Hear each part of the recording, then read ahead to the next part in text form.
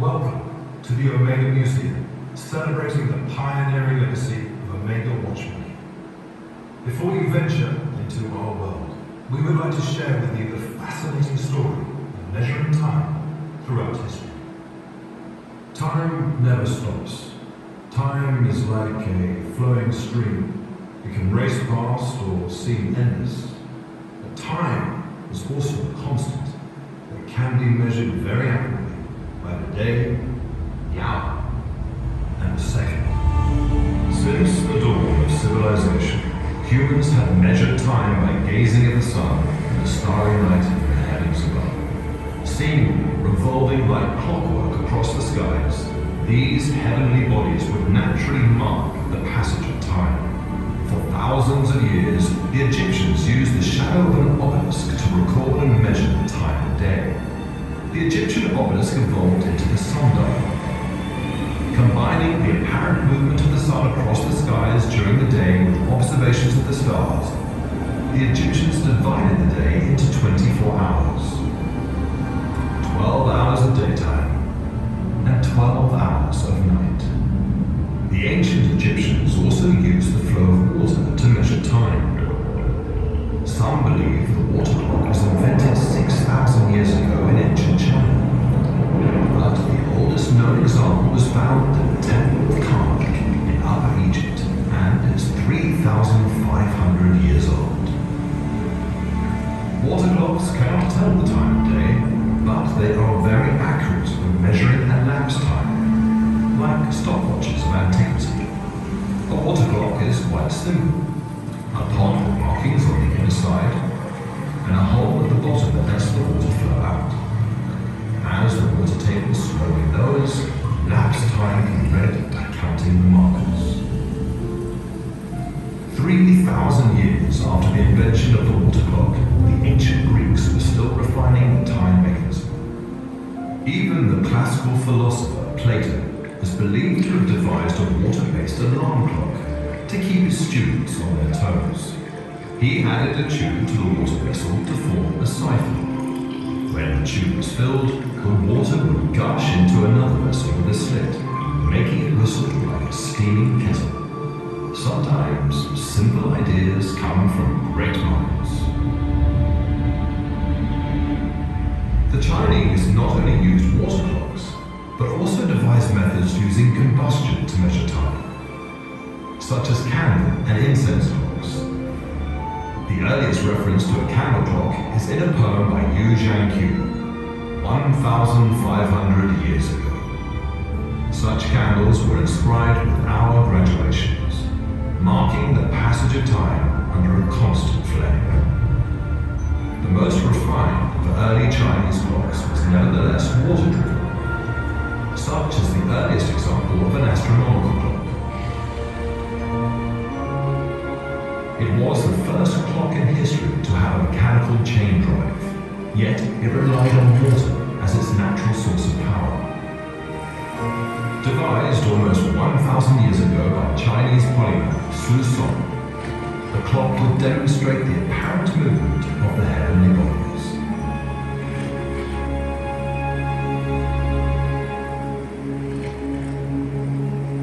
Monasteries in medieval Europe were places of pious prayer. Here, monks dedicated their time to mechanical watchmaking to help them time their hours of worship. One of the world's oldest mechanical clocks is that of England's Salisbury Cathedral.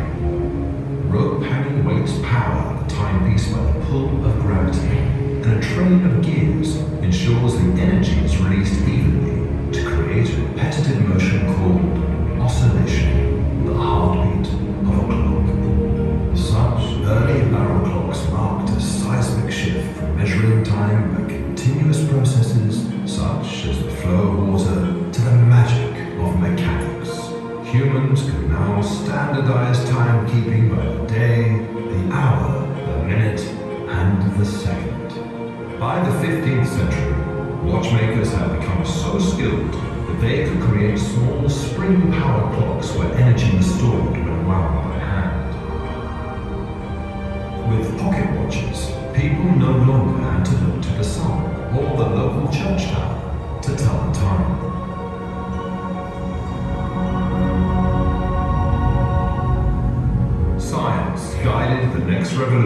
clockwork innovation. In 1656, Dutch polymath Christian Huygens drew inspiration from astronomer Galileo Galilei, who used swinging pendulums to experiment with measuring time. Christian's pendulum clock was so visionary it remained the most accurate design for almost 300 years. Huygens also built the first working balance spring, a small regulating coil which, along with the balance wheel, improved the precision of pocket watches, an invention that was not to be refined before Abraham Louis Breguet invented the toll-wheel in 1801. Christian Huygens then set his mind to creating a nautical timepiece, a daunting challenge that he pursued in vain, and which would occupy timepiece inventors for the next 100 years. The motions of the sea made mechanical clocks less trustworthy than the traditional marine sandals that had been used by European seamen since the 1500s. In 1761, after no less than 47 years of experimentation, an English clockmaker, John Harrison, finally succeeded in creating the world's first seaworthy mechanical timepiece, the H4 marine chronometer.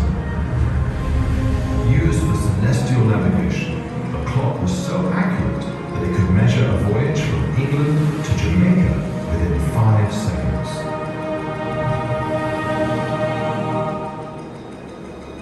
As generations moved from farmland to factory life, the new age of industrialization required a more regimented workday. Tramways and railway trains needed to run like clockwork. Switzerland became the world's home of watchmaking, and among the many small workshops to emerge in the Alpine nation was a studio opened in 1848 by master watchmaker Louis Brandt. Louis Brandt trained his sons, Louis Paul and Cesar, in the fine craft of watchmaking. When the company was handed from father to sons, the two brothers set out to revolutionize their trade, introducing industrial production lines at their new factory in Vienna. Soon their modern methods became the hallmark of the Swiss watch industry. So definitive was their timepiece technology that the two Brandt brothers decided to name their 19-line movement of 1894 after the last and ultimate letter in the Greek alphabet, Omega. To complete this transformation in 1903, they renamed the entire company the Omega Watch Company. Louis Paul and Cesar Brandt were remarkable watchmakers, but they were never alone. Throughout time, generations of master watchmakers at Omega have stood on the shoulders of horological history. Today, we invite you to discover the legacy of one of the world's largest watch companies. Omega is not only a pioneer rich in tradition, but also a visionary of tomorrow's watchmaking.